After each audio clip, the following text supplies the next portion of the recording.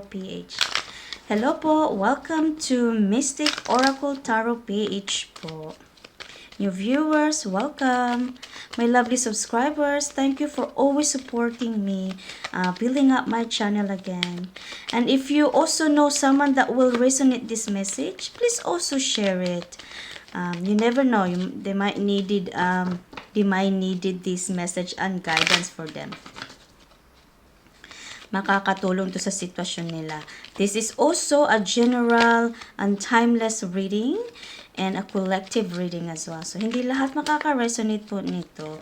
So, take only kung ano mga messages na mo siya, messages na resonate po kayo. If hindi po, then leave it behind. Okay, let's begin your readings. Unang mensahe is 3.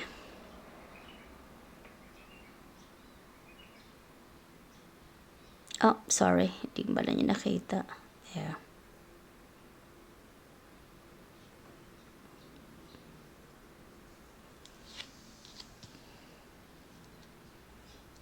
Sunod, meron tayong bear.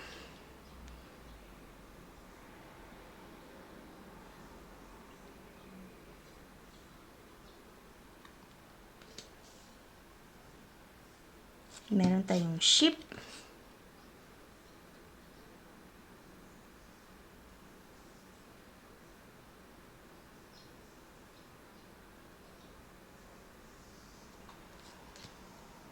Meron tayong house.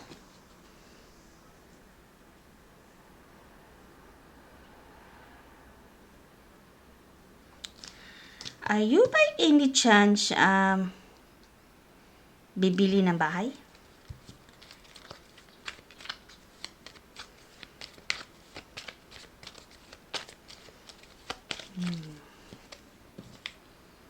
Bibili ng bahay. Tapos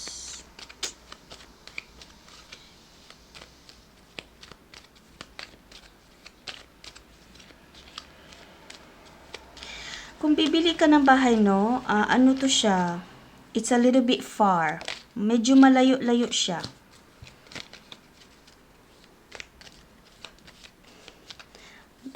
Tapos, ano siya?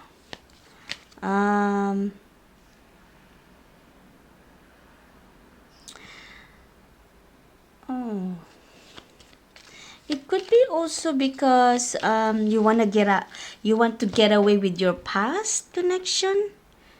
Parang you want to live somewhere a bit far because of your past. Ayaw mong live closer to that person.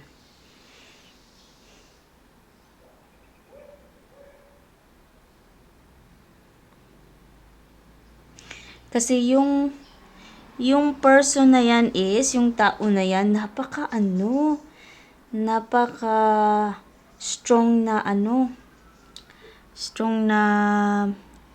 attitude. Yung dominante ba? Siguro hindi mo na siya nakayanan. Dominante.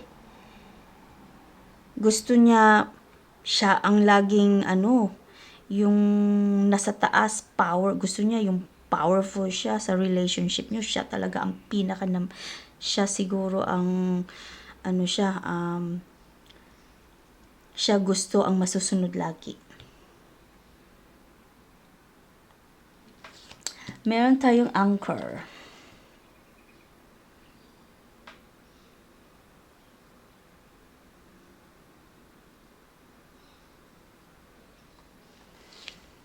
Siguro hindi mo na nakayanan. So, even though na stable yung yung living together, stable siya.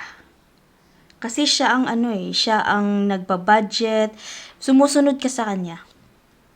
Dominante siya. Leader type.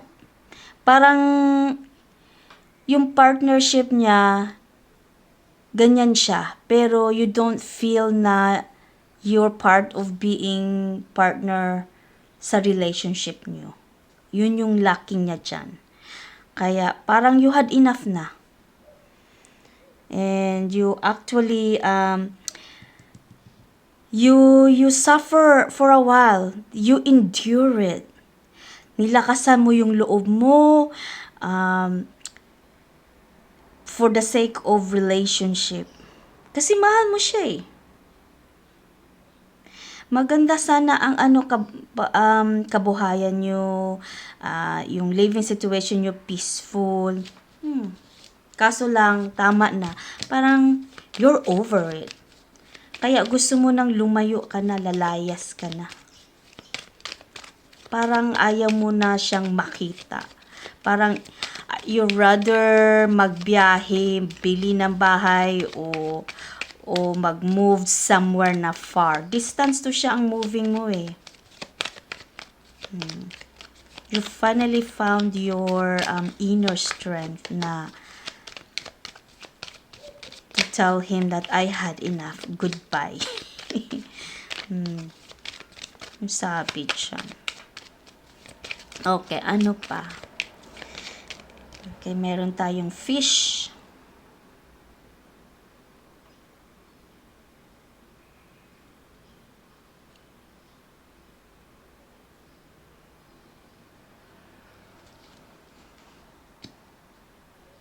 Oops.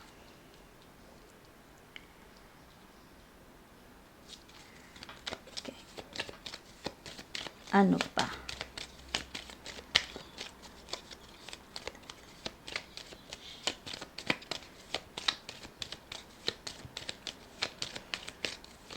Parang yung values mo, no?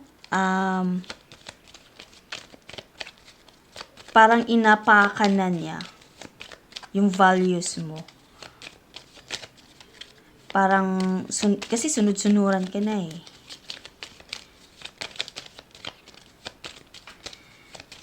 Mapera pa naman tong lalaki. Mapera. Tapos, may makukuha ka pati. May makukuha ka pag mag-divorce kayo. May makukuha ka na pera at yun yung gagamitin mo, magbiyahe ka, lalayo ka sa kanya. Meron tayong moon.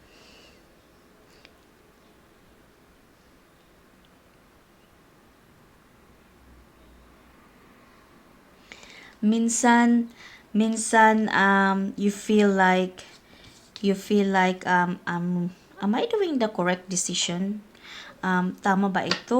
Or you feel like a little bit confused sometimes.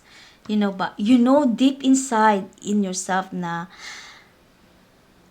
ano mo yun, desire mo yun, gusto mo yun na lalayo ka na. Kasi tama na eh. Hindi na partnership ang nakikita niya sa'yo. Kawawa ka naman.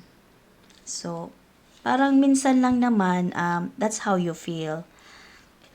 Kasi mahal mo pa rin siya. Yung mahal doon, yung love mo, a little bit na lang. Pero hindi na siya totoong tunay na love mo. Okay. Meron tayong Iskith, I think to. You pronounce it. Okay. Tapos feeling mo na parang hasty yung decision mo o parang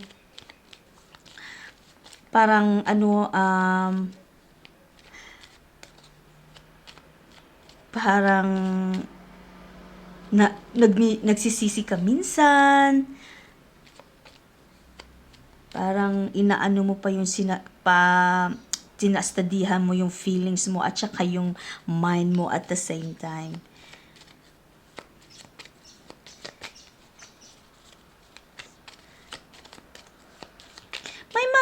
May marireceive ka din na syempre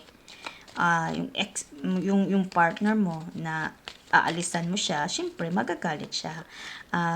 That person you need to be careful though, because this is also a warning to you na mag-careful ka kasi hindi ka niya basta-basta iiwan, i-let go. Gagawa siya ng paraan na makuha ka niya ulit. So, that's also a warning for you.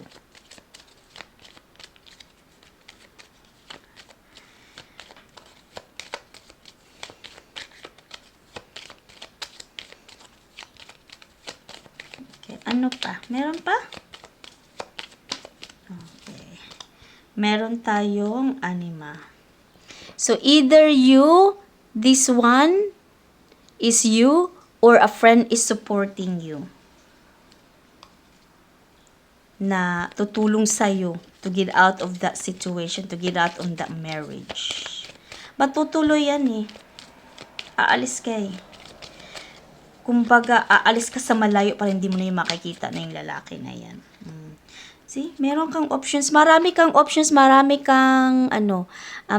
decision na or opportunities na it's given to you now. So this is like opportunity mo na to na umalis ka na. You have a friend is helping you, you're not alone. Hindi ko alam kung itong friend mo is a lawyer, best friend mo, or kapatid mo ba yan. Basta may babae. Yun yung mga choices, opportunity mo na you need to decide it now. Huwag kang maghesitant. If that's what your heart's desire, don't be scared. Siyempre, you just have to, kasi may warnings ka, you need to be careful though, okay? Always look on your side, on your back. Watch what you talk or words that you're going to say. Okay, para hindi siya yung hindi lalo magkagulo bitaw ang sitwasyon even more. Okay, ano pa? Ito na yung opportunity mo to get out of it. This is it. This is your chance. Kasi naghahanap ka din ng perfect timing for this. This is it. So whoever you are, good luck. Go for it. Kasi hindi ka na masaya eh. Yung love mo is 1% na lang, hindi fully na. Sakal ka na. Pagod ka na. Lagi kang umiiyak. Hindi naman marriage yung ganyan eh. Kung ano lang naman, kung ganyan naman ang sitwasyon. Hindi na partnership, hindi na asawa ang tingin niya sa'yo or other way around. Basta may babae tutulong sa'yo. See, sabi ko sa'yo, this is it. This is your opportunity to get out in that marriage, in that situation. Go for it, whoever you are. Ayan.